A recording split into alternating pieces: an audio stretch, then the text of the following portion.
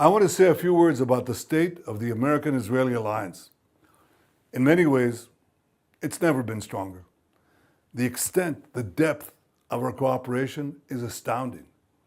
It would have been unimaginable just a few years ago, but it's there.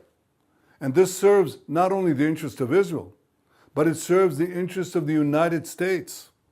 Israel provides invaluable intelligence, technology, and regional cooperation in ways that serve the interests of the United States and its allies.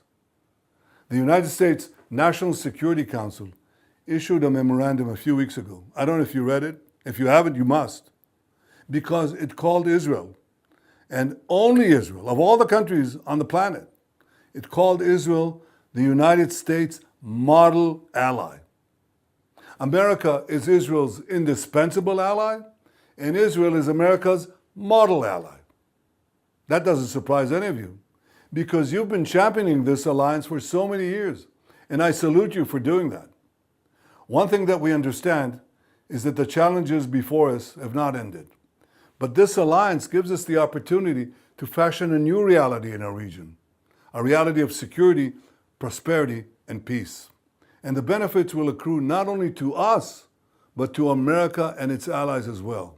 See, when Israel intercepts a missile over Jerusalem or Tel Aviv, we're not only protecting our children, we're pioneering the technologies that protect America's soldiers, America's allies, and America's homeland. This is not a one-way alliance. It is shared security, shared innovation, shared strength.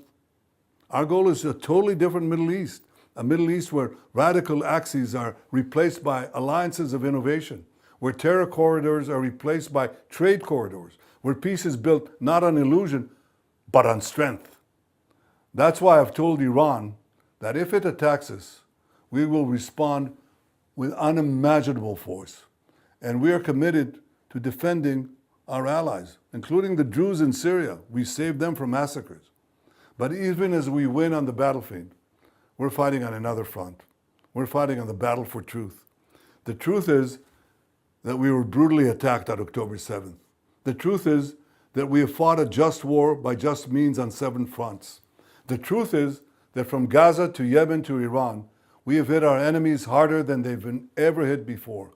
But the truth is also this: we've been vilified and falsely accused of genocide at the very moment when, according to John Spencer, head of urban warfare studies at West Point and perhaps the world's greatest expert on urban warfare, he said Israel applied more measures to prevent civilian casualties than any military in the history of urban warfare. That is the truth. Radical voices on the left spread lies about genocide. Radical voices on the right demand that Jews take DNA tests.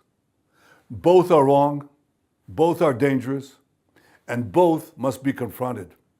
Because this is not just a war for security, it's a war for truth. The truth is that the Jewish people have lived in our ancestral homeland, the land of Israel, for 3,500 years. The truth is that David set our capital, King David set our capital in Jerusalem 3,000 years ago.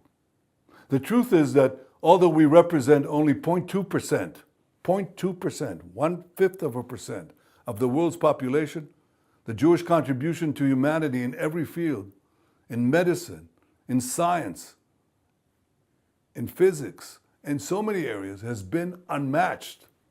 The truth is that Israel is not a burden to America. Israel is a strategic asset to America, as the American National Security Council itself says.